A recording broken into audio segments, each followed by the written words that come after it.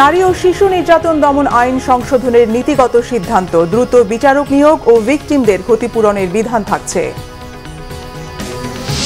আইন শৃঙ্খলা না থাকলে গণতন্ত্র অধিকার সবই অর্থহীন বললেন প্রধান উপদেষ্টা। দায়িত্ব পালনের মধ্য দিয়ে পুলিশকে দুর্নাম ঘোচানোর আহ্বান। ১/১১ মতো বিএনপির বিরুদ্ধে মিডিয়া ট্রায়ালের চেষ্টা চলছে, অভিযোগ তারেক রহমানের। যৌক্তিক প্রতিবাদ অব্যাহত রাখার পরামর্শ। করোনাকালে ভ্যাকসিন আমদানির নামে ২২,০০০ কোটি টাকা আত্মসাতের অভিযোগ। সালমান রহমানের বিরুদ্ধে দুদকের অনুসন্ধান শুরু। অবশেষে দেশের মাটিতে হামজা চৌধুরী ভাসলেন ফুলেল শুভেচ্ছায়। লাল সবুজ জার্সি গায়ে চড়াতে প্রতীক্ষা আর কয়েকদিনের। দেখছিলেন ক্রাউন সিমেন্ট সংবাদ শিরোনাম। এবারে বিস্তারিত। শিশু ধর্ষণের জন্য বিশেষ ট্রাইব্যুনাল গঠনের বিধান রেখে নারী শিশু নির্যাতন দমন আইন সংশোধন করা হচ্ছে। বলাৎকারকে ধর্ষণের অন্তর্ভুক্ত সহ ধর্ষণের সংজ্ঞা সুনির্দিষ্ট করা হয়েছে। উপদেষ্টা পরিষদের বৈঠকে আজ আইনের খসড়ার চূড়ান্ত অনুমোদন দেয়া হয়। রকুনুজ্জামানের রিপোর্ট।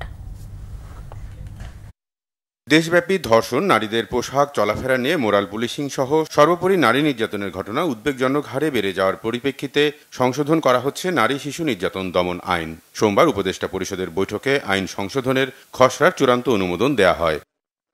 উপদেষ্টা পরিষদের বৈঠক শেষে রাজধানীর ফরেন সার্ভিস একাডেমিতে সংশোধনীর বিস্তারিত নিয়ে ব্রিফিং করেন আইন উপদেষ্টা আসিফ নজরুল। সংশোধিত আইনে বলাৎকারকে ধর্ষণ হিসেবে দেখানো সহ ধর্ষণের সংজ্ঞার ব্যাপ্তি বাড়ানো হয়েছে।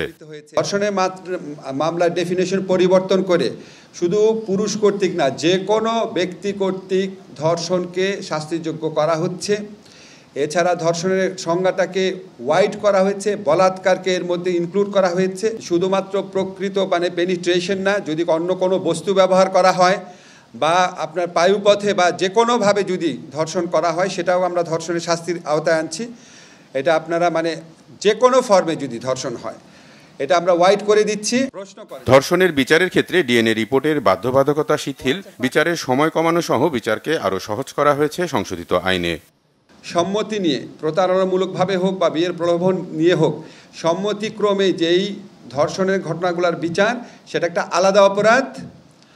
আর হচ্ছে সম্মতি ব্যতিরেকে মাগুরার ক্ষেত্রে, বরগুনার ক্ষেত্রে যেই ঘটনাগুলো ঘটেছে, সেই ধর্ষণের ঘটনাগুলার আলাদা একটা অপরাধ হিসাবে এখানে আইডেন্টিফাইড হয়েছে। এবং দ্বিতীয় শ্রেণীর যে অপরাধ বললাম, সম্মতি ব্যতিরেকে যে ধর্ষণ, সেটার ক্ষেত্রে বিচার এবং তদন্তের সময় কমানো হয়েছে। আমরা এটার উপর সর্বোচ্চ গুরুত্ব দিচ্ছি। আদালত যদি মনে করে মেডিকেল সার্টিফিকেট এবং পারিপার্শ্বিক সাক্ষ্যের ভিত্তিতে বিচার সম্ভব, তাহলে আদালত ডিএনএ সার্টিফিকেট ছাড়াই মামলা দ্রুত বিচার করার জন্য মেডিকেল সার্টিফিকেট এবং পারিপার্শ্বিক সাক্ষ্যের ভিত্তিতে বিচার করবে। এছাড়া উদ্দেশ্য প্রণোদিতভাবে মিথ্যা মামলা দিলে সংশোধিত আইনে বিচারক স্বপ্রণোদিত হয়ে ব্যবস্থা নেওয়ার বিধানও রাখা হয়েছে নতুন আইনে। সরকার মাজার ভাঙার বিরুদ্ধে রিঅ্যাক্টিভ অবস্থানে ছিল, গ্রেফতার হয়েছে, দোষী ব্যক্তিদেরকে আইনের মুখোমুখি করা হচ্ছে। কিন্তু এখন সরকার সকলের উদ্দেশ্যে সতর্ক করে দিয়ে বলতে চায় যে এই মাজার ভাঙার ব্যাপার সরকার আর কোনোভাবেই গ্রহণ করবে না। রকুনুজ্জামান, বাংলা ভিশন, ঢাকা। পুলিশকে অবহেলা করে পাশ কাটিয়ে নতুন বাংলাদেশ গড়া যাবে না বলে জানান অন্তর্বর্তীকালীন সরকারের প্রধান উপদেষ্টা অধ্যাপক মোহাম্মদ ইউনূস। বলেন, বিগত সময়ে পুলিশের যে বদনাম হয়েছে, নতুন বাংলাদেশে আইনের প্রতিপালনের মধ্য দিয়ে সেই অবস্থা থেকে পুলিশকে বেরিয়ে আসতে হবে। রকুনুজ্জামানের আরেকটি রিপোর্ট। সোমবার রাজধানীর তেজগাঁয়ে প্রধান উপদেষ্টার কার্যালয়ে আইন শৃঙ্খলা পরিস্থিতি নিয়ে দেশের পুলিশ সুপার থেকে শুরু করে ঊর্ধ্বতন পুলিশ কর্মকর্তাদের সাথে বৈঠক করেন প্রধান উপদেষ্টা অধ্যাপক মোহাম্মদ ইউনূস। বৈঠকে আইন শৃঙ্খলা পরিস্থিতি নিয়ে মাঠ পর্যায়ের পুলিশ কর্মকর্তাদের বক্তব্য শুনেন প্রধান উপদেষ্টা।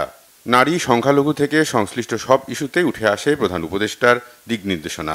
গণতন্ত্র কি, অধিকার কি, মানুষ নাগরিকদের কি, কিছুই থাকে না। কাজে এটাই ছিল মূল জিনিস, যে আমরা পুলিশকে অবহেলা করে কিংবা পাশ কাটিয়ে গিয়ে দেশ করতে পারবো না। তারাই সম্মুখ সারির মানুষ। অন্ধকার যুগের প্রধান সহযোগী হিসাবে পুলিশের যে বদনাম হয়েছে, দৃষ্টিভঙ্গি পরিবর্তন আর কাজের মধ্য দিয়ে তা থেকে বেরিয়ে আসার নির্দেশনাও দেন প্রধান উপদেষ্টা। পুলিশ বাহিনীরও মুশকিল হলো ওই অন্ধকার যুগের তারা অ্যাক্টিভ পার্টিসিপেন্ট ছিল, নিজের ইচ্ছায় না, সরকারি কাজ করতে হয়, কাজে কাজ করেছে, আমরা কাজ করছি, আমাদের হুকুম পেয়েছে, করেছে, করতে করতে আমরা ওরকম চিন্তাতে পড়ে গেছি। কাজে নতুন বাংলাদেশ সৃষ্টি করার জন্য তোমাদেরকে ওই চিন্তার থেকে বেরিয়ে আসতে হবে যে না, আমরা নতুন বাংলাদেশ সৃষ্টি করব। আমাদেরকে অনেক দোষ দেয়, আমরা দেখিয়ে দেব মানুষ খারাপ না, আমরা খারাপ মানুষের পাল্লায় করেছিলাম, আমরা সে খারাপ মানুষ থেকে বের হয়ে এসেছি, আমরা ভালো মানুষ, আমরা দেখো কি করতে পারি। সেই দৃঢ় চিন্তাটা মাথার ভিতরে রাখতে হবে যে আমরা একটু দেখিয়ে ছাড়বো। প্রধান উপদেষ্টার কার্যালয়ে অনুষ্ঠিত বৈঠকে মেট্রোপলিটন পুলিশ, ক্রাইম টিম সহ পুলিশের বিভিন্ন শাখার ঊর্ধ্বতন কর্মকর্তারা উপস্থিত ছিলেন। রুকুনুজ্জামান, বাংলা ভিশন, ঢাকা। বিএনপির ভারপ্রাপ্ত চেয়ারম্যান তারেক রহমান বলেছেন, 111-এর মতো বিএনপির বিরুদ্ধে মিডিয়া ট্রায়ালের ষড়যন্ত্র হচ্ছে। এর বিরুদ্ধে যৌক্তিক প্রতিবাদ অব্যাহত রাখার পরামর্শ দেন তিনি। বলেন, 2.5 বছর আগেই সংস্কার প্রস্তাব দিয়ে রাষ্ট্র মেরামতের কথা বলেছে বিএনপি। রিপোর্ট করছেন সিকান্দার রহমান। জাতীয়তাবাদী অনলাইন অ্যাক্টিভিস্টদের সম্মানে রাজধানীর একটি হোটেলে ইফতার মাহফিলের আয়োজন করে বিএনপি। দলের ভারপ্রাপ্ত চেয়ারম্যান তারেক রহমান জানান, এখনো দেশবিরোধী ষড়যন্ত্র অব্যাহত আছে। একটি মহল বা যারা ষড়যন্ত্র করছে বাংলাদেশ জাতীয়তাবাদী দল, বাংলাদেশি জাতীয়তাবাদী শক্তির বিরুদ্ধে, একই সাথে দেশের স্বাধীনতা সার্বভৌমত্বের বিরুদ্ধে, তারা তাদের অবস্থান থেকে তাদের সাথে যে সকল মিডিয়া হাউসের সম্পর্ক আছে তাদের মাধ্যমে ঠিক 111-এর সময় যেভাবে বিএনপিকে মিডিয়া ট্রায়ালের সম্মুখীন করা হয়েছিল, ঠিক একইভাবে এরকম একটি প্রেক্ষাপট ধীরে ধীরে তৈরি করার চেষ্টা তারা করছে। বিএনপির ভারপ্রাপ্ত চেয়ারম্যান জানান, 2.5 বছর আগেই বিএনপি সংস্কার প্রস্তাব দিয়েছে। যে কোনো চোখ রাঙানির বিরুদ্ধে অবস্থান নিয়ে কথা বলেছে বিএনপি নেতাকর্মীরা। বিএনপি রাজনীতিই তো করে জনগণের জন্য, দেশের জন্য, এবং তখনই আমরা অনুধাবন করতে সক্ষম হয়েছি। 2017 সালে দেশনেত্রী খালেদা জিয়া ভিশন 2030 দিয়েছিলেন। কেন? কারণ আমরা বুঝতে পেরেছি স্বৈরাচারের পতন অবশ্যম্ভাবী, পতন হতেই হবে, এর বাইরে কোনো রাস্তা নেই। এবং পতন হওয়ার পরে তারা দেশকে যে অবস্থায় নিয়ে গেছে, দেশকে, রাষ্ট্রকে মেরামত করতে হবে, গড়ে তুলতে হবে। 20-22 কোটি মানুষের দেশ, আমরা যদি সঠিক পরিকল্পনা না নেই, সঠিক প্ল্যানিং না দেই, এই দেশকে গড়ে তোলা সম্ভব না। বিএনপি সবসময় দুর্নীতির বিরুদ্ধে। 2/3 সংখ্যাগরিষ্ঠতা থাকার পরও বিএনপির নিয়ত খারাপ ছিল না। তাই 2001 সালে বিএনপি জনগণের মতের বিরুদ্ধে কোনো সিদ্ধান্ত নেয়নি। ভবিষ্যতেও জনগণের কল্যাণের কথা সবার আগে গুরুত্ব দেওয়ার কথা বলেন তারেক রহমান। দুর্নীতি নির্মূল হোক। সিকান্দার রহমান, বাংলা ভিশন, ঢাকা। বিএনপির 16 বছরের আন্দোলন আর জুলাই অভ্যুত্থান নিয়ে উপদেষ্টারা বিভাজন সৃষ্টি করছে, এমন অভিযোগ দলের সিনিয়র যুগ্ম মহাসচিব রুহুল কবির রিজভীর। এদিকে দেশে শৃঙ্খলা ফেরাতে সরকারকে দ্রুত নির্বাচন দেওয়ার আহ্বান জানিয়েছেন দলের স্থায়ী কমিটির সদস্য সেলিমা রহমান। শুভ মাহফুজের রিপোর্ট। নারী নির্যাতন ও ধর্ষণের বিচারের দাবিতে নয়াপল্টনে দলের কেন্দ্রীয় কার্যালয়ের সামনে বিক্ষোভ সমাবেশ করে জাতীয়তাবাদী মহিলা দল। সমাবেশ থেকে মাগুরায় শিশু ধর্ষণ সহ নারী নির্যাতনে জড়িতদের দ্রুত দৃশ্যমান শাস্তির দাবি জানান মহিলা দলের নেতারা।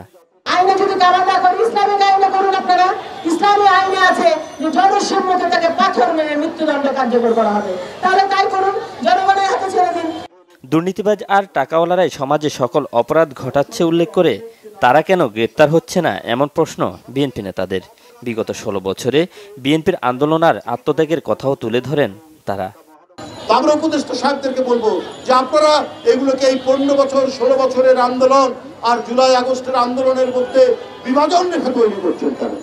এটা তো সব রক্তস্রোত একই সমুদ্রের মোহনায় গিয়ে মিলিত হয়েছে, এবং তার এই মোহনার এই মিলিত স্রোতেই শেখ হাসিনা আজকে পালিয়ে গেছে। সরকারের দোষর যারা, তাদেরকে দেখি আমরা তাদের এখনো বিভিন্ন ভালো জায়গায় পদায়ন হচ্ছে। কেন এটা হচ্ছে? আপনারা তাহলে কি করছেন? আপনারা আইন শৃঙ্খলাকে বসে নিয়ে আসুন। যদি আইন শৃঙ্খলা না রাখতে পারেন তাহলে বাংলাদেশের অবস্থা এরকম হবে। এদিকে জাতীয় প্রেস ক্লাবের সামনে এক প্রতিবাদ সভায় বিএনপি চেয়ারপারসনের উপদেষ্টা জয়নুল আবদিন ফারুক বলেন, শেখ হাসিনার ফ্যাসিবাদ ও স্বৈরাচার তৈরিতে সহায়তা করেছে ভারত। শেখ হাসিনাকে বাংলাদেশে 18 কোটি মানুষকে জ্বালিয়ে পুড়িয়ে বহু মায়ের বুক খালি করে দিয়েছেন। সেই জন্য ভারত, আপনাকে আমরা সমর্থন দিতে পারি না। অন্তর্বর্তী সরকারকে সংস্কার শেষে দ্রুত জাতীয় নির্বাচন দেওয়ার আহ্বান জানান বিএনপি নেতারা। শুভ মাহফুজ, বাংলা ভিশন, ঢাকা।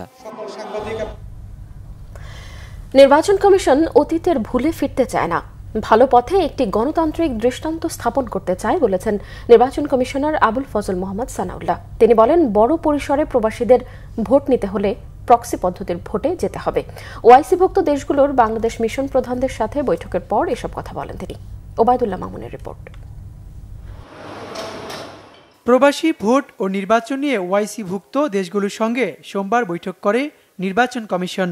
সোমবার সকাল 11টায় কমিশন ভবনে আসেন 19টি দেশের মিশন প্রধানরা। বৈঠকে কমিশনের বর্তমান কার্যক্রম, গণতান্ত্রিক উত্তরণ এবং আগামী জাতীয় নির্বাচনের প্রস্তুতি নিয়ে আলোচনা হয়।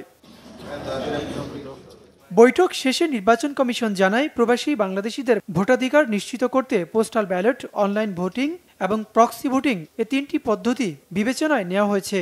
অনলাইন ভোটিং মিশর ও পাকিস্তান বন্ধ করে দিয়েছে। প্রক্সি ভোটিং ইউরোপের কিছু দেশে চালু আছে, যা বাস্তবসম্মত একটি বিকল্প হতে পারে বলে মনে করছে কমিশন। অনলাইন বা ডিজিটাল ভোটিং এ তাদের কোনো এক্সপিরিয়েন্স আছে কিনা এবং আমরা কোনো সহায়তা নিতে পারি কিনা। এখানে দু একজন, যেমন ইজিপ্টের রাষ্ট্রদূত আমাদেরকে যেটা জানালেন যে তাদের অনলাইন ভোটে তাদের অভিজ্ঞতা ভালো নয়। আমরা যদি সত্যিকার অর্থে আমাদের প্রবাসীদেরকে ভোট দেওয়ার সুযোগ দিতে চাই, তাহলে কোনো না কোনো একটা অপশন বা সব অপশনের কম্বিনেশন আমাদেরকে নিতে হবে। আর বড় স্কেলে যদি আগামী নির্বাচনে যদি আমরা প্রবাসীদেরকে ভোট দেওয়াতে চাই, তাহলে প্রক্সি ছাড়া আর বিকল্প খুব একটা আছে বলে মনে হচ্ছে না। কারণ বাকি যে দুটো বিকল্প আছে এগুলো পাইলটিং পর্যায়ে যাওয়া যাবে, লার্জ স্কেল ডেপ্লয়মেন্ট হয়তো বা করা যাবে না। বৈঠকে পর্যবেক্ষক পাঠানোর বিষয়ে বিভিন্ন দেশের রাষ্ট্রদূতরা আগ্রহ প্রকাশ করেছেন, তবে এখনও আনুষ্ঠানিকভাবে কাউকে আমন্ত্রণ জানানো হয়নি। ওনার পাশাপাশি আরও অনেকে আগ্রহ প্রকাশ করেছেন। আমরা ওরকম ফর্মালি তো এখনো পর্যন্ত অবজারভারের জন্য আমরা চিঠি পুট আউট করি নাই, এটা in due course of time করা হবে। তবে আমরা ধারণা করি তারা সবাই আগ্রহী হবেন। বৈঠক শেষে নিজেদের অভিমত ব্যক্ত করেন ঢাকায় নিযুক্ত মালয়েশিয়ার হাইকমিশনার সুহাদা উসমান। বাংলাদেশে অবাধ, নিরপেক্ষ নির্বাচন ও সংস্কার কার্যক্রমে সহযোগিতার প্রতিশ্রুতি দেন। All the reforms being undertaken by the Bangladesh government, including the electoral reforms, and Malaysia is willing to share its experience especially for the overseas voters, for a free, fair and credible election. ত্রয়োদশ জাতীয় নির্বাচন স্বচ্ছ, অংশগ্রহণমূলক হবে বলে OIC প্রতিনিধিরা আশা প্রকাশ করেন। Obaidullah Mamun, Bangla vision, Dhaka. Corona vaccine আমদানির নামে 22,000 কোটি টাকা আত্মসাতের অভিযোগে সাবেক প্রধানমন্ত্রী শেখ হাসিনার উপদেষ্টা সালমান এফ রহমান, সাবেক স্বাস্থ্যমন্ত্রী জাহিদ মালিক সহ আমলাদের বিরুদ্ধে অনুসন্ধানে নেমেছে দুর্নীতি দমন কমিশন দুদক। তাদের বিরুদ্ধে দেশীয় প্রতিষ্ঠান বঙ্গভ্যাক্সকে টিকা উৎপাদনের সুযোগ না দেওয়ার অভিযোগের সত্যতাও পেয়েছে সংস্থাটি। রিপোর্ট ফরুক বাবুর। করোনার ভয়াল থাবায় যখন মৃত্যু ভয়ে মানুষ, তখন রোগটির প্রতিষেধক নিয়ে লুটপাটের বাণিজ্যে মেতে ওঠার অভিযোগ ওঠে আওয়ামী লীগ সরকারের দায়িত্বশীলদের বিরুদ্ধে। সে সময় মানুষের ভয়কে জয় করার বার্তা নিয়ে দেশীয় প্রতিষ্ঠান গ্লোব বায়োটেক বঙ্গভ্যাক্স নামে ভ্যাকসিন আবিষ্কারের ঘোষণা দেয়। কিন্তু আলোর মুখ দেখেনি দেশীয় প্রতিষ্ঠানটির এই উদ্যোগ, যার নেপথ্যে নাম আসে সালমান এফ রহমান ও সাবেক স্বাস্থ্যমন্ত্রী জাহিদ মালিকের। গ্লোব বায়োটেককে ভ্যাকসিন বানাতে হলে বেক্সিমকো ফার্মাকে পার্টনার করার প্রেসার দেওয়া হয়। এ কারণেই থেমে যায় দেশীয় প্রতিষ্ঠানটির ভ্যাকসিন তৈরির উদ্যোগ। অসাধু সিন্ডিকেটের শক্তির বলয়েই প্রায় 400 কোটি টাকা ব্যয়ের পরও আটকে যায় বঙ্গভ্যাক্স। অন্যদিকে ভ্যাকসিন আমদানির মাধ্যমে 22,000 কোটি টাকা লোপাট করে সালমান এফ রহমানের সিন্ডিকেট। অভিযোগ সংশ্লিষ্ট জনাব Salman F Rahman, Beximco Pharma limited এবং অন্যান্যদের বিরুদ্ধে করোনা ভ্যাকসিন ক্রয়কে কেন্দ্র করে গড়ে ওঠা একটি অসাধু সিন্ডিকেট কর্তৃক 22,000 কোটি টাকা রাষ্ট্রীয় অর্থ আত্মসাতের অভিযোগের বিষয়ে অনুসন্ধানের সিদ্ধান্ত গৃহীত হয়েছে। এদিকে সাবেক প্রধানমন্ত্রী শেখ হাসিনা ও তার বোন শেখ রেহানা সহ তাদের পরিবারের লুকায়িত সম্পদের সন্ধানে গাজীপুর সহ দেশের কয়েকটি জেলায় চিঠি পাঠিয়েছে দুদক। ফররুখ বাবু, বাংলা ভিশন, ঢাকা। পুঁজিবাজারে বিনিয়োগকারীদের জন্য 50 লাখ টাকার বেশি মুনাফার ক্ষেত্রে আরোপিত 15% গেইন ট্যাক্স মওকুফ চাওয়ায় ডিএসই চেয়ারম্যানকে একহাত নিলেন এনবিআর চেয়ারম্যান আব্দুর রহমান খান। বললেন, শেয়ার বাজার কখনোই অলিগার্কদের জন্য হতে পারে না। জিয়াউল হক সবুজের রিপোর্ট।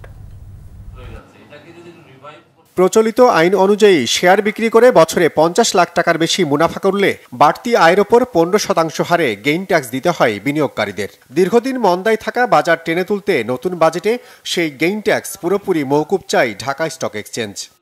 আমরা আবেদন রাখবো যে এটাকে 0% আগামী বছরের জন্য করা যায় কিনা, যেটা 50,000 এর উপরে। এটা যদি হয় মানে আমাদের বিনিয়োগকারীদেরকে যদি আমরা ক্ষুদ্র বিনিয়োগকারীদের উপর নির্ভর করি তাহলে আসলে মার্কেট তার গতিশীলতা পাবে না। ডিএসসির এই প্রস্তাব শুনেই চটেছেন এনবিআর চেয়ারম্যান। গেইন ট্যাক্স মওকুফের দাবি অযৌক্তিক জানিয়ে তিনি বলেন, কর সুবিধা দিয়ে কোনো লাভ হয়নি পুঁজিবাজারে। আপনাদের যে দাবিটা এটা খুবই ইনডিসেন্ট দাবি মনে হচ্ছে। 50 লাখ টাকা পর্যন্ত মাপ, যেখানে লাভই হচ্ছে না কারো। খেয়াল করেন, তাহলে আপনার মার্কেটটা কাদের জন্য করতে চাচ্ছেন? তার মানে হলো আপনি এখানে একদম অলিগার্কদের জন্য করতে চাচ্ছেন। তারা এখান থেকে এসে মানে যেভাবে হোক প্রফিট করে নিয়ে যাবে, একটা পয়সাও ট্যাক্স দিবে না। এবং এটা তো জিরো সাম গেম মার্কেটে। যারা বছরে 100 কোটি টাকা ইনকাম করতে পারবে আপনাদের হিসাবে, তাদেরকে মাফ করে দিতে হবে। আপনি তো যত কোরামিনি দেন না কেন, আপনি যত বেনিফিটই দেন না কেন, আপনি তো যারা এখান থেকে ঠকে গেছে তাদেরকে কিভাবে আনবেন? এনবিআর চেয়ারম্যান বলেন, পুরনো বিনিয়োগকারীদের 70% বিনিয়োগই ক্ষতিগ্রস্ত হয়েছে। বাজারে দুর্বলতা দূর করতে সুশাসন নিশ্চিতের তাগিদ দেন তিনি। আমরা তো সারা জীবন ধরে অব্যাহতি দিলাম, কোথাও তো আগাতে পারলাম না। মানে ট্যাক্স এক্সামশনের প্রশ্নটা কেন আসে? সবার আগে প্রথম দাবি হলো ট্যাক্স হলিডে। ওয়াই? আপনি 100 টাকা লাভ করলেন, তাও 50 লাখের উপরে গেলে আপনি 15 টাকাও দিবেন না। আপনি বলছেন এগুলা এই রোগ থেকে আমাদেরকে সরতে হবে। এটাও কিন্তু গভর্নেন্সের সমস্যা। কিন্তু বৈঠকে বিমা খাতের উদ্যোক্তারা নৌ পরিবহন খাতকে ইন্স্যুরেন্সের আওতায় আনতে নীতি সহায়তার সুপারিশ করেন। অ্যাকচুয়ালি কাউন্সেলিং বা এই পুরো ইন্ডাস্ট্রিকে যে জিয়াউল হক সবুজ, বাংলা ভিশন, ঢাকা। কুটির, অতি ক্ষুদ্র, ক্ষুদ্র ও মাঝারি শিল্প সিএমএসএমই খাতের নতুন নীতিমালায় জামানত ছাড়াই 5 লাখ টাকা পর্যন্ত ঋণ পাবেন ছোট উদ্যোক্তারা। এতে লাগবে না ট্রেড লাইসেন্সও। বাংলাদেশ ব্যাংকে এক সংবাদ সম্মেলনে আগামী 5 বছরের জন্য সিএমএসএমই খাতের নতুন নীতিমালা তুলে ধরা হয়।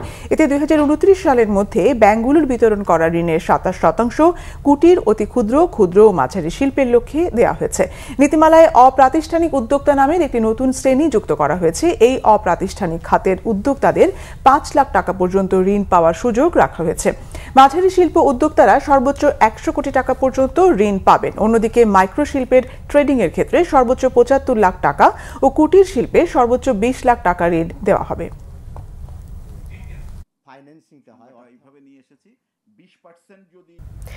রাজধানীর অভিজাত রেস্টুরেন্ট আর ঐতিহ্যবাহী এলাকাগুলোর পাশাপাশি ফুটপাতেও চলছে ইফতার বেচাকেনার ধুম। নানা স্বাদের বাহারি রকমের ইফতারের পসরা সাজিয়ে বসেছেন বিক্রেতারা ফুটপাতের দোকানগুলোতে। গেলমান শফির রিপোর্ট। প্রতি বছর রমজান মাস এলেই ব্যস্ত হয়ে ওঠে রাজধানীর বিভিন্ন অলিগলি। ক্ষুদ্র ব্যবসায়ীরা ফুটপাত দখলে নিয়ে ইফতারের পসরা সাজিয়ে বসেন। মহানগরীর বহু মানুষ ইফতার কেনেন এই দোকানগুলো থেকে। নানা স্বাদের বাহারি খাবার পাওয়া যাচ্ছে এসব দোকানে।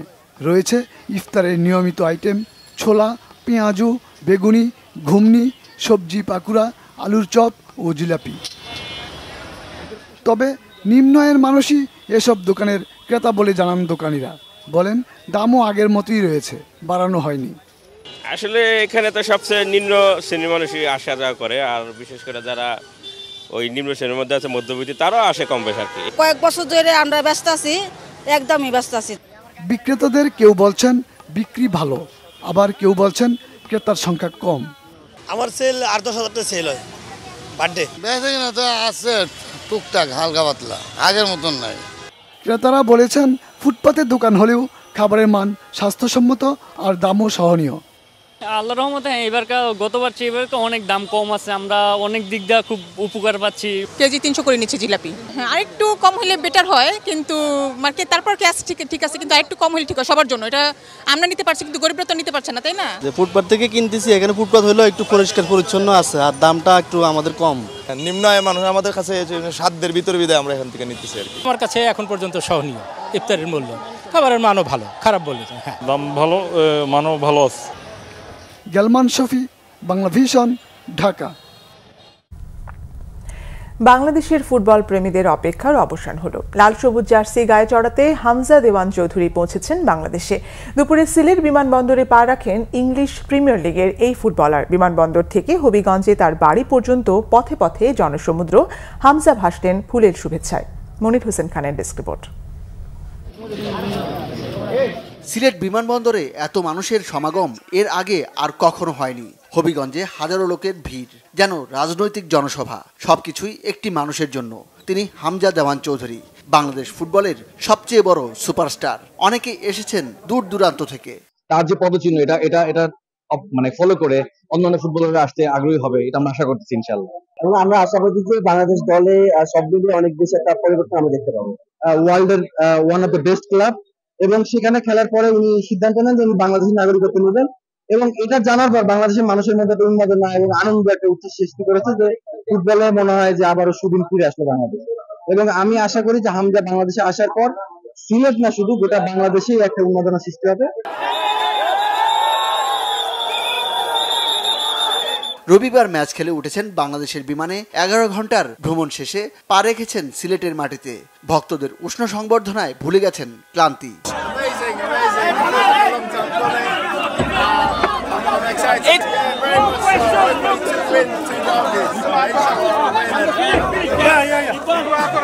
ইংল্যান্ডে জন্ম, বড় হয়েছেন বিলেতে, তবে বাড়িতে বাঙালি বাতাবরণ। সিলোটি মাতে ভালোই মাতেন। এসে দিলেন ভারতের বিপক্ষে জয়ের ঘোষণা।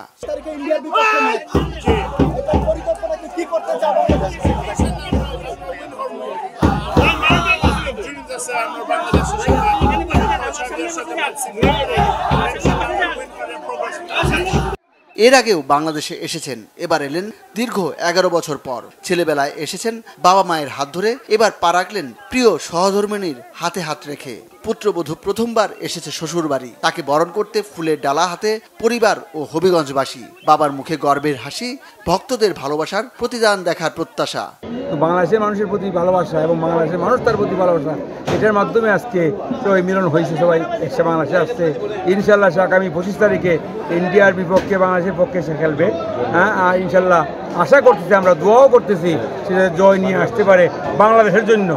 আগামী 25 মার্চ এশিয়ান কাপ বাছাইয়ের ম্যাচে ভারতের বিপক্ষে লাল সবুজ জার্সিতে অভিষেক হবে হামজা চৌধুরী।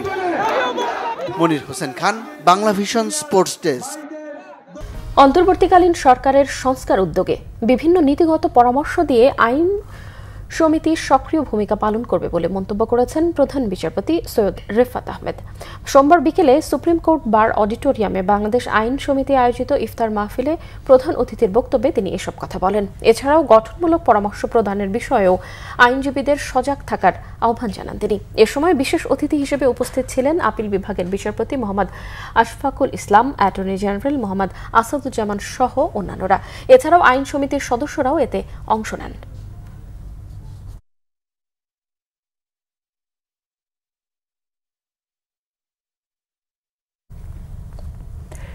এমআরটি পুলিশ সদস্যদের হাতে মেট্রো রেলের 4 কর্মী লাঞ্ছিত হবার ঘটনায় তদন্ত কমিটি গঠন করেছে কর্তৃপক্ষ। বহিষ্কার করা হয়েছে 2 পুলিশ সদস্যকে। সকাল 10টার পর থেকে টিকিট কাউন্টার চালু করেছে ডিএমটিসিএল কর্মকর্তা কর্মচারীরা। এক বিজ্ঞপ্তিতে ডিএমটিসিএল এর কর্মকর্তা ও কর্মচারীরা জানান, রবিবার বিকেল 5:15টার দিকে ডিএমটিসিএল এর 4 জন কর্মী এমআরটি পুলিশের হাতে মৌখিক ও শারীরিক লাঞ্ছনার শিকার হন। এই ঘটনার প্রতিবাদে অভিযুক্ত পুলিশ সদস্যকে স্থায়ীভাবে বরখাস্ত এবং ঘটনার সাথে জড়িত সকল পুলিশ সদস্যকে শাস্তি ও প্রকাশ্যে ক্ষমাসহ 6 দফা দাবিতে কর্মবিরতি ঘোষণা করে মেট্রো রেল কর্মকর্তা কর্মচারীরা। কর্তৃপক্ষের আশ্বাসে 3 ঘণ্টা পর সচল হয় মেট্রো রেল। বরগুনায় মেয়ের ধর্ষণের বিচার চেয়ে মামলার পর হত্যার শিকার মন্টু দাসের পরিবারকে আর্থিক সহায়তা দিয়েছে বিএনপি। দলের ভারপ্রাপ্ত চেয়ারম্যান তারেক রহমানের নির্দেশে এই সহায়তা দেয়া হয়। এদিকে অপরাধীদের দ্রুত বিচারের মুখোমুখি করার দাবি জানিয়েছেন জামায়াতের আমির ডক্টর শফিকুর রহমান। সকালে মন্টু দাসের বাড়িতে যায় বিএনপির একটি প্রতিনিধি দল। পরিবারের সদস্যদের সাথে কথা বলেন এবং সমবেদনা জানান তারা। ঘটনার তীব্র নিন্দা এবং প্রতিবাদ জানিয়ে পরিবারটির পাশে থাকার আশ্বাস দেন বিএনপির ভাইস চেয়ারম্যান নুরুল ইসলাম মনি। মন্টু দাসের পরিবারের হাতে তুলে দেন নগদ 1 লক্ষ টাকা। এদিকে মন্টু দাসের পরিবারের সাথে সাক্ষাৎ করেছেন জামায়াতে ইসলামের আমির ডক্টর শফিকুর রহমান। সকালে হেলিকপ্টারে বরগুনা পৌঁছান তিনি। নিহত মন্টু দাসের পরিবারের খোঁজখবর নেন এবং সাংবাদিকদের বলেন, হত্যা, ধর্ষণ ও নিপীড়নের সঙ্গে জড়িতদের দৃষ্টান্তমূলক শাস্তি হতে হবে।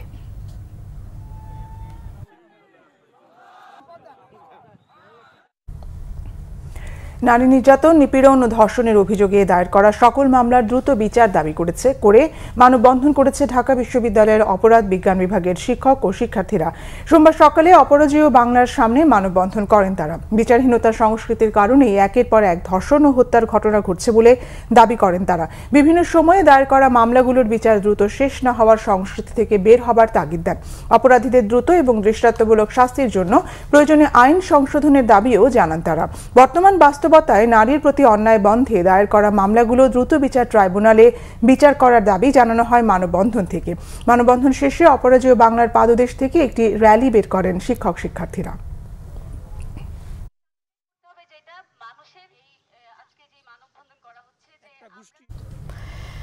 এখনও রাষ্ট্র কাঠামোর বিভিন্ন জায়গায় বসে আছে পতিত স্বৈরাচারের দোসররা। তারা ষড়যন্ত্র করছে বলে অভিযোগ করেছেন ঢাকা মহানগর উত্তর বিএনপির আহ্বায়ক আমিনুল হক। সোমবার রাজধানীর কালশীতে 31 দফার 26তম কর্মশালায় তিনি এসব কথা বলেন। আমিনুল হক বলেন, হাসিনা সরকার গণতন্ত্র থেকে ভোটের অধিকার কেড়ে নিতেই সংবিধান থেকে নিরপেক্ষ সরকার ব্যবস্থা বিলুপ্ত করেছিল। নির্বাচন ব্যবস্থাকে এমন অবস্থা করেছিল আওয়ামী লীগের কর্মীরাও ভোট দিতে পারেনি বলেও মন্তব্য করেন তিনি। বলেন, আওয়ামী লীগের পতনের পর অন্তর্বর্তী সরকারকে মানুষ বিশ্বাস করে আস্থা রেখেছে একটি সুষ্ঠু সুন্দর নির্বাচনের জন্য।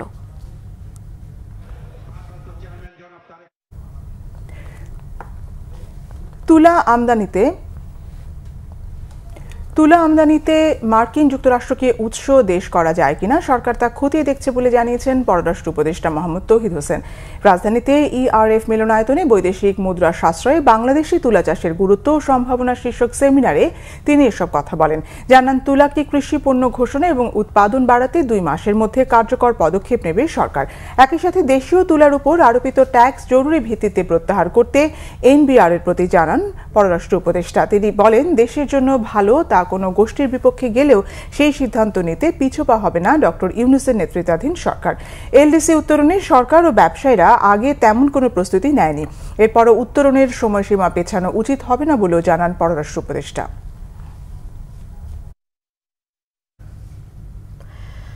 অস্বাস্থ্যকর ও নোংরা পরিবেশে সেমাই উৎপাদনের অভিযোগে চট্টগ্রামের একটি সেমাই ফ্যাক্টরিকে 1 লাখ টাকা জরিমানা করেছে ভোক্তা অধিকার সংরক্ষণ অধিদপ্তর।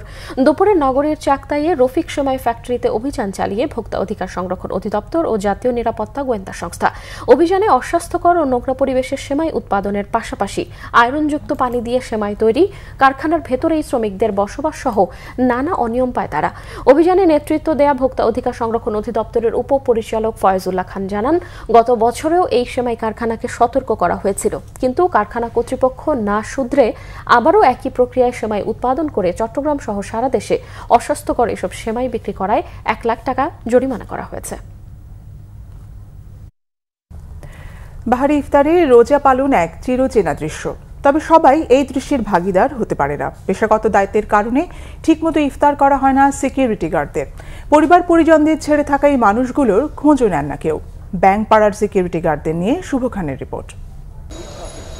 প্রতিদিন কোটি কোটি টাকার লেনদেন হচ্ছে এই মানুষগুলোর চোখের সামনে।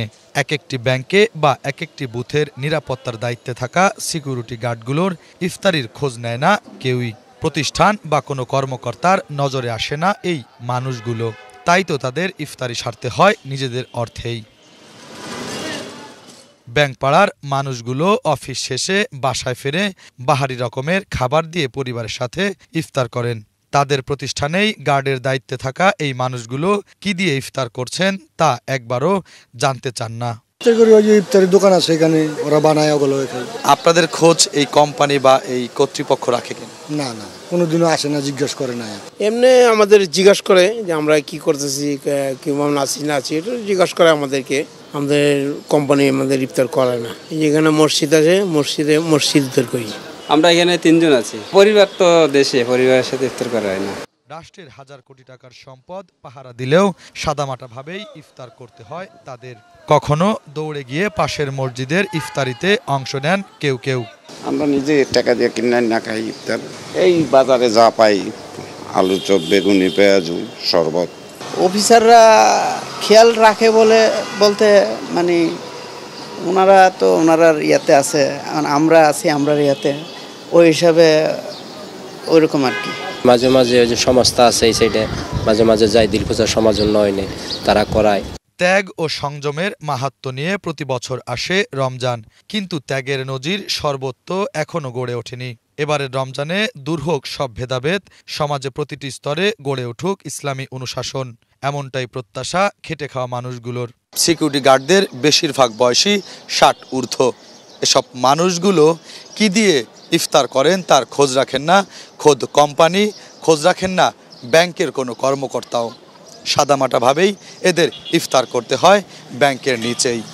শুভ খান, বাংলা ভিশন, ঢাকা। ঈদ যত এগিয়ে আসছে, ক্রেতাদের চাপ বাড়ছে রাজধানীর মার্কেট ও বিপণী বিতানগুলোতে। ক্রেতাদের সামর্থ্য ও রুচি বুঝে পোশাকের কালেকশন বাড়াচ্ছে বিভিন্ন ফ্যাশন হাউস ও দোকানগুলো।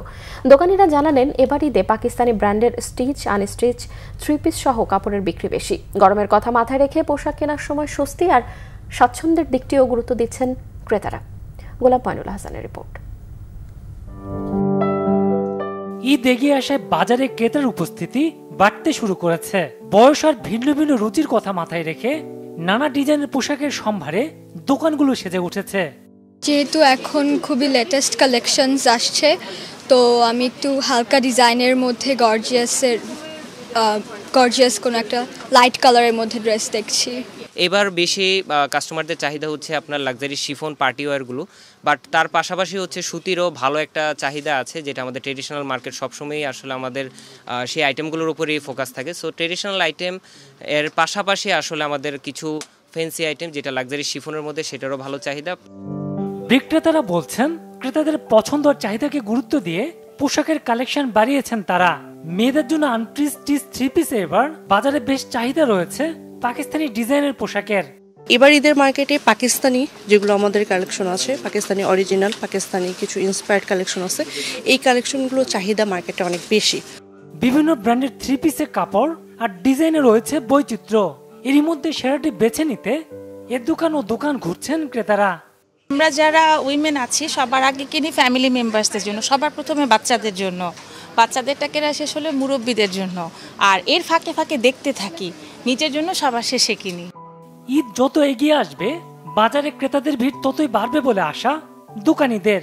কাস্টমারের ডিমান্ড অনুযায়ী মানে কি ধরনের চাচ্ছে সব রকমই আমাদের এখানে আছে। গোলাম মনুল হাসান, বাংলা ভিশন, ঢাকা। এবারে খেলার সংবাদ।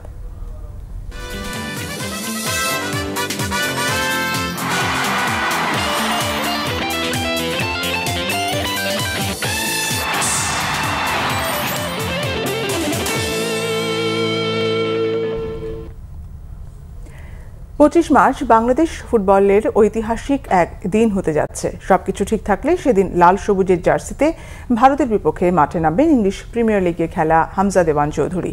দক্ষিণ এশিয়ার সবচেয়ে high profile footballer Hamza Chowdhury ইউরোপের শীর্ষ পর্যায়ের কোনো ক্লাব ফুটবলারের সাফ দেশগুলোর জাতীয় দলের জার্সিতে খেলা প্রথম খেলোয়াড় হামজা চৌধুরী। গত ডিসেম্বরে ফিফার ছাড়পত্র পান হামজা। এরপরই কাউন্টডাউন শুরু, কবে লাল সবুজের হয়ে মাঠে নামবেন ইংলিশ প্রিমিয়ার লিগে লেস্টার সিটির হয়ে 91 ম্যাচ খেলা এই মধ্যমাঠের ফুটবলার। 1997 সালের 1 অক্টোবর ইংল্যান্ডের লেস্টারশায়ারে জন্মগ্রহণ করেন হামজা। তার মা রাফিয়া চৌধুরী একজন বাংলাদেশি এবং পিতা গ্রানাডার নাগরিক, তবে তার সৎ পিতা দেওয়ান গোলাম মোর্শেদ চৌধুরী বাংলাদেশি। হামজা 18 বছর বয়সে পেশাদার ফুটবল ক্যারিয়ার শুরু করেন। লেস্টার সিটির হয়ে FA কাপে শিরোপা জিতেছেন হামজা, যা তার ক্যারিয়ারের সেরা অর্জন। বর্তমানে ইংলিশ প্রিমিয়ার লিগের দ্বিতীয় টায়ারে শেফিল্ড ইউনাইটেডের হয়ে খেলছেন। ইংল্যান্ড অনূর্ধ্ব 21 দলের হয়ে 7টি ম্যাচ খেলেছেন। ইন্টেরিয়র ডিজাইনার অলিভিয়া ফাউন্টেইনকে বিয়ে করেছেন হামজা। তাদের 3 সন্তান। মায়ের ইচ্ছায় বাংলাদেশের হয়ে খেলার আগ্রহ দেখান হামজা। শেষ পর্যন্ত অনেক ধাপ পেরিয়ে সেই স্বপ্ন পূরণ হচ্ছে। ফুটবলারদের দল বদলের বাজার বিশ্লেষণকারী ওয়েবসাইট ট্রান্সফার মার্কেটের হিসেবে ভারতের $5.86 মিলিয়ন মার্কেট ভ্যালু হারিয়েছে হামজার আগমনে। $7.55 মিলিয়ন ভ্যালুতে বাংলাদেশ জাতীয় দলই এখন দক্ষিণ এশিয়ার সবচেয়ে দামি ফুটবল দল।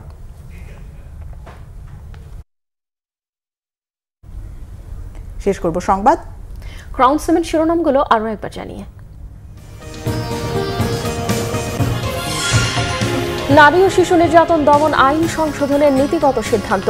দ্রুত বিচারক নিয়োগ ও ভিকটিমদের থাকছে ক্ষতিপূরণের বিধান। আইনশৃঙ্খলা না থাকলে গণতন্ত্র অধিকার সবই অর্থহীন বললেন প্রধান উপদেষ্টা। দায়িত্ব পালনের মধ্য দিয়ে পুলিশকে দুর্নাম ঘোচানোর আহ্বান। 1-11 মতো বিএনপির বিরুদ্ধে মিডিয়া ট্রায়ালের চেষ্টা চলছে। অভিযোগ তারেক রহমানের। যৌক্তিক প্রতিবাদ অব্যাহত রাখার পরামর্শ। করোনাকালে ভ্যাকসিন আমদানির নামে 22,000 কোটি টাকা আত্মসাতের অভিযোগ। সালমান এফ রহমানের বিরুদ্ধে দুদকের অনুসন্ধান শুরু। অবশেষে দেশের মাটিতে হামজা চৌধুরী ভাসলেন ফুলের শুভেচ্ছায়। লাল সবুজ জার্সি গায়ে চড়াতে প্রতীক্ষা আর কয়েকদিনের।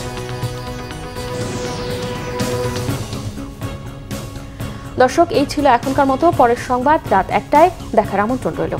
এছাড়া বাংলা ভিশন সংবাদ ও সংবাদ সংশ্লিষ্ট অনুষ্ঠান দেখতে ভিজিট করুন www.bvnews24.com ও facebook.com/banglavisionnews এবং সাবস্ক্রাইব করুন youtube.com/banglavisionnews। এতক্ষণ সঙ্গে থাকায় ধন্যবাদ। শুভরাত্রি।